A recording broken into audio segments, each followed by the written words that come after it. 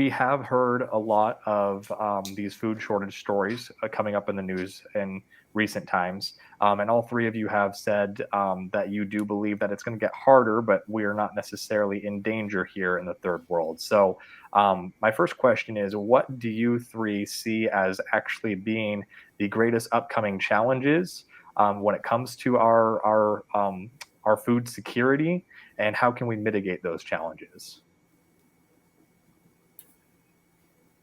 Well, one of the biggest, I mean, I'm just going to say it, our government.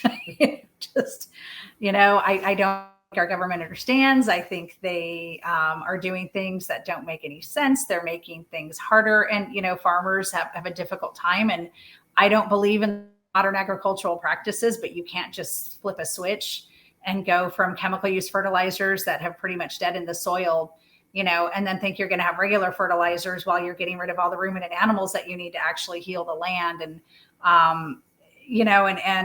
obviously we don't have time to get into the whole climate change issue, but when you're sitting there saying you've got to get rid of ruminant animals, when the ruminant animals are the very thing that are going to actually heal the land, I think that's a huge issue.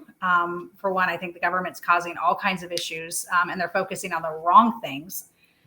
And selling our surplus to other countries rather than keeping it here. Yes.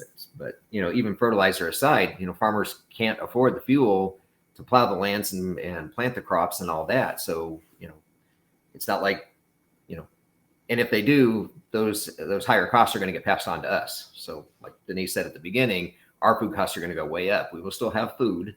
I mean, might not be eating caviar or whatever ritzy stuff is, but we eat that anyways. No, but I mean, it's just and the average farmer is what, in their 60s, I believe, is what they said the average age of a farmer, and it's because their kids don't want to take over. And can you blame them?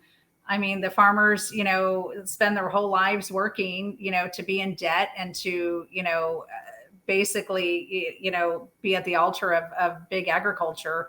And they can't get ahead. And the kids are looking at that. My parents have worked their whole entire lives, and, now they're having to sell the land or, because they can't afford it. And so I think there's a lot of issues there. I think our government really is one of the main issues that's facing our food supply.